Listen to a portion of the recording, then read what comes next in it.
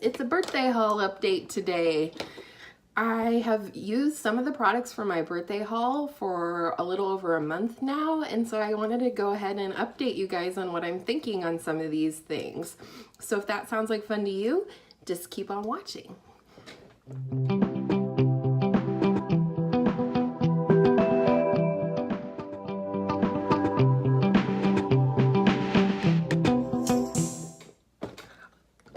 So the first thing I want to tell you about is from Sephora. It was one of my birthday gifts, and it's this Tarte Amazonian blush in the shade Party. And as much as I personally don't purchase from Tarte, especially now given the whole Shape Tape foundation, I'm not starting off very well, foundation debacle. Not even a debacle. It was no bueno. Y'all know about that, or if you don't, then you don't care. So, but anyways, this did come in my birthday gift along with a liquid lipstick, which I haven't really tried enough to give an opinion on. In general, I'm getting out of the liquid lip thing, and I'm more than happy about it. Emily Noel just posted a video recently, in which I will link, talking about how she's getting back into lip gloss, and girl, I am right there with you. I'm wearing lip gloss today. It's just way more comfortable. Why would you? Yeah. Anyhow, I love these Tarte Amazonian Clay 12-hour blushes. I would not say that they last 12 hours on me, just as my natural oils, you know, come about.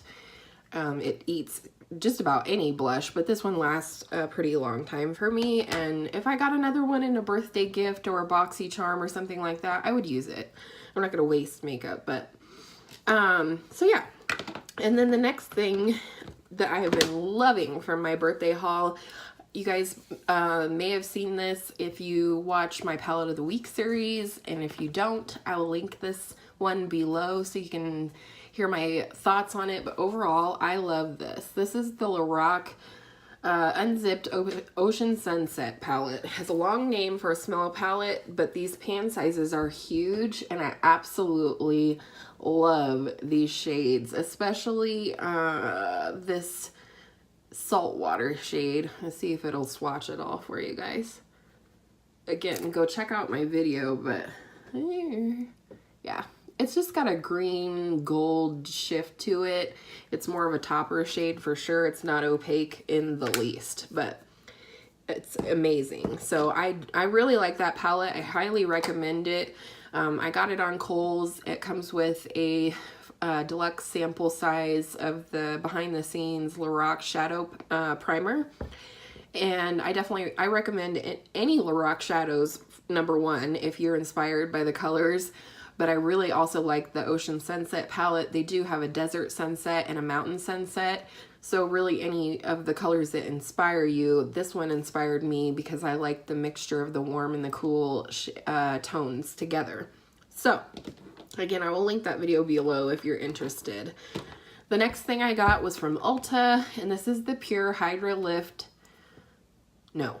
Gel Lift. I never get it right. And this is what it looks like. It's a stick. Let's see. You can see here that it's a pink solid here. And I can tell a difference when I use this versus when I don't use this. I've talked about in other videos, I believe I found a dupe for this one in terms of performance, but I like it, and it does give a nice base for under your eye. After you put on your eye cream, put this on and then your concealer, and I definitely feel like I see a difference with hydration as well as just a general smoother canvas that I'm working with essentially. So I do recommend that. The next thing was a deluxe sample that I got with my birthday order to Sephora, and this is the Primed and Peachy, what do they call it? Cooling Matte Skin Perfecting Primer. This is what the little thing looks like, you guys. I don't know if any of you have tried any of the Sweet Peach collection at all. I have the eyeshadow palette, which I love, and I love the smell of. But this smell is fantastic. I love it so much. A lot of people say it smells more to, it's supposed to have, it's infused with peach and sweet fig cream. I think it smells more like the sweet fig cream than it does the peach. It doesn't have an overly peach scent to it, and I feel the same way about the palette. But this is amazing. Like, I'm gonna do this for you guys because I love you. I don't want to waste it because I love it so much. I will be buying the full size of this, but probably closer to summer when I need a mattifying primer, which I don't need right now. But this is what it looks like. It's just a flesh tone, or for some people, flesh tone peach color, and then you rub it in. I'm like addicted to the smell. It smells so good. This definitely holds on to my makeup, but it doesn't feel like it's so high in dimethicone or silicone, which a lot of primers have, like the Smashbox primer or any drugstore mattifying primer. It feels like powdery to the touch, which this does, but not as much. So I like that because it does mattify my face appropriately, but it doesn't feel like I'm wearing silicone all over my face. And if you didn't know, products that are high in dimethicone can cause clogged pores. And so that's not something, you know, it's fine for once in a while, or if you're a really oily person and that's just the only thing that will keep your, you know, oils at bay throughout the day. But this thing does a great job. This stuff does a great job, and I will repurchase this. I have a lot of primers right now, so that's why I'm going to wait until summer, because, you know, I want to use my other stuff. So anyhow, I don't know why I'm always telling you guys what my thought process is. Maybe you care, maybe you don't care, but I'm one of those people that does that. So the next thing I got was by Becca, and it was their Jet Set Glow primer sort of sampler set. I will say, if you guys don't see something that I mentioned in my birthday haul in this video, I will either update you in the future with another birthday haul update, or you may see a lot of them in my faves and fails, in my monthly faves and fails videos. So back to the video. I talked about these before. These are the Becca. I don't think I said before what the brand was, but these are the Becca Backlight Priming Filter and First Light Priming Filter. The difference between these, this one is far more luminous or radiant. It really gives your skin a full glow, which can be amazing during the winter. It definitely feels quite a bit more hydrating than this one. This one, however, I think would be great for spring and or summer, or again, if you have oily skin, because it dries down matte. It does have some luminous qualities to it, but not even half of what this has. And it, you know, it brightens. You don't look at dull like you would with a mattifying primer. And then this, you know, dries down way faster than this one does because this one's more moisturizing. So I think they're both great. For me, they will meet different needs at different times throughout the year. A lot of people have this one as their ride or die primer. I mean, you see it all the time on YouTube, and you know, it's because it's good. I like them. This is a purple consistency, and this one's in my Project Pan 2018. So that's amazing. I like both of those. But again, you know, not purchasing a full size right now because I don't need any more. I'm still using these. And then this last thing out of that sampler was the Becca Under Eye Brightening Corrector. I need to slow down, Kyra.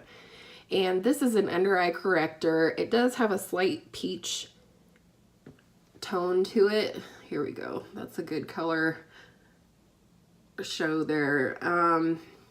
This is great for correcting. It absolutely does correct my under eye dark circles when I have them.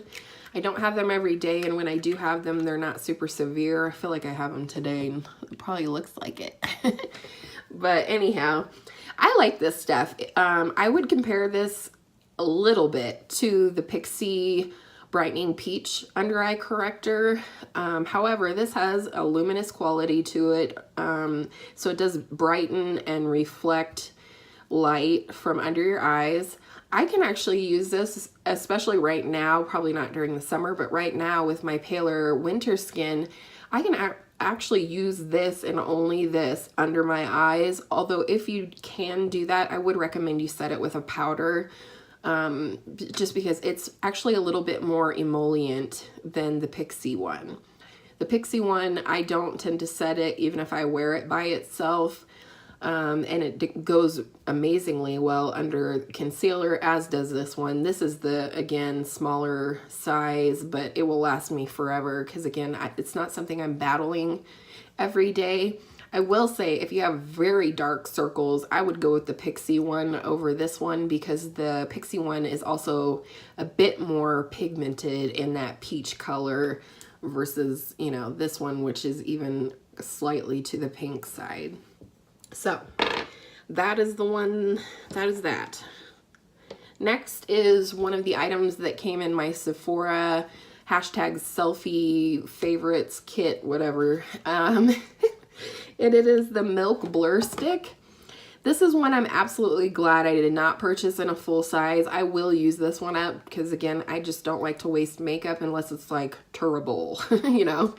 But the way I've been using this, the few times that I've used it, I do believe I've tried it enough to form a valid opinion on it. This is what it looks like. Again, this is the smaller mini size of this.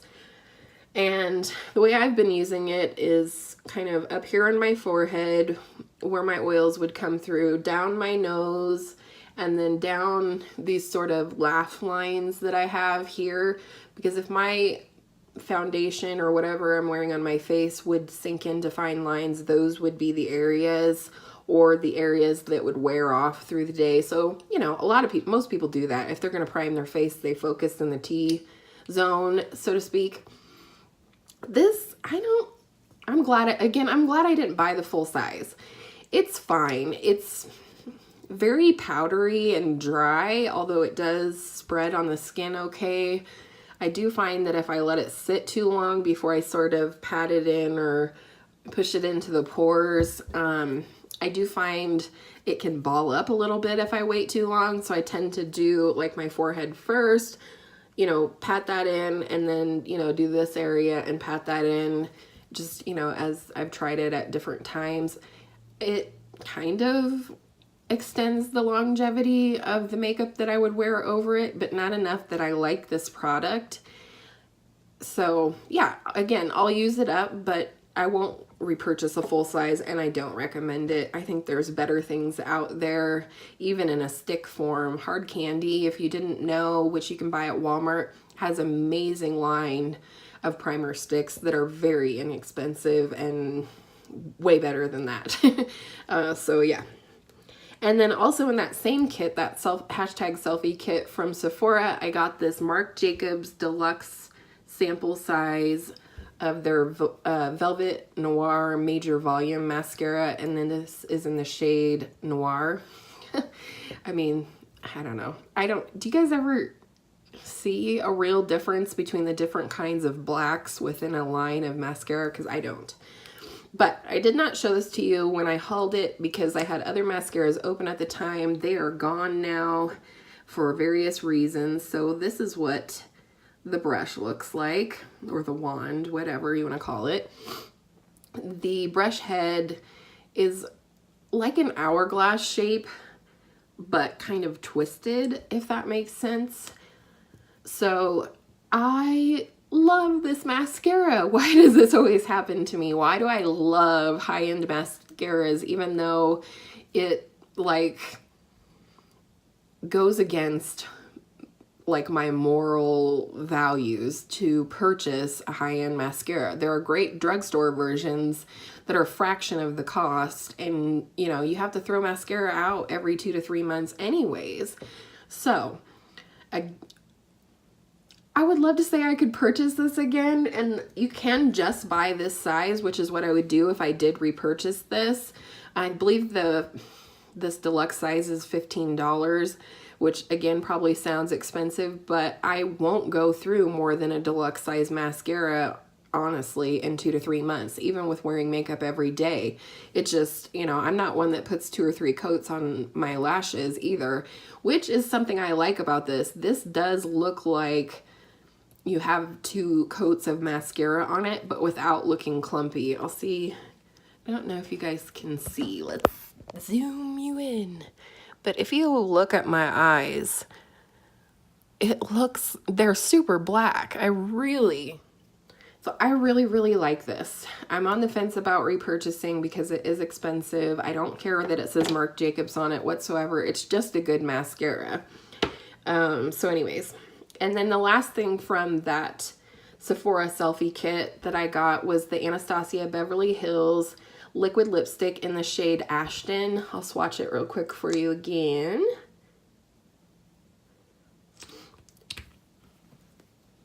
This is the shade. Again, like I said in my haul, it's so very 90s. Friends, Rachel Green, Jennifer Aniston. It should be Aniston versus Ashton.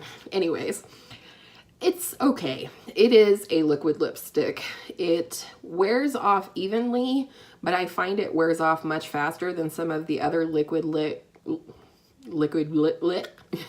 lipstick formulas. So that's, you know, again, for that dry formula, I want something that's going to last if I'm going to put myself through this dry down on my lips. But I do like the shade. I will use it. I'm just not going to count on it for it to last hours and hours and hours or through a meal or anything. But it is a pretty shade and I don't mind that I have it. And then the next thing, these were things I actually forgot to show you in my birthday haul, so I'll be showing them to you for the first time here. But we're talking about Hourglass again. This was the first mini of the Hourglass that I purchased, and this is in diffused light, and this is what it looks like. It's a sort of a white cream with a, what kind of reflection? With a gold reflection to it. What I do love this one for is not all over my face necessarily, but anywhere I want to brighten. Sometimes I want something bright. I do have a wee bit of a mustache, which I don't like to do anything about because it's just, I don't know what the thing to do is. So anyways, but I use this sometimes over or around my lips to brighten a bit. But this is the only powder I have found that I can put under my eyes and not have it just look so dry. So when I use a concealer that I need to set or, you know, need to brighten up on the under eye a little bit, I will use this diffused light in the miniature size.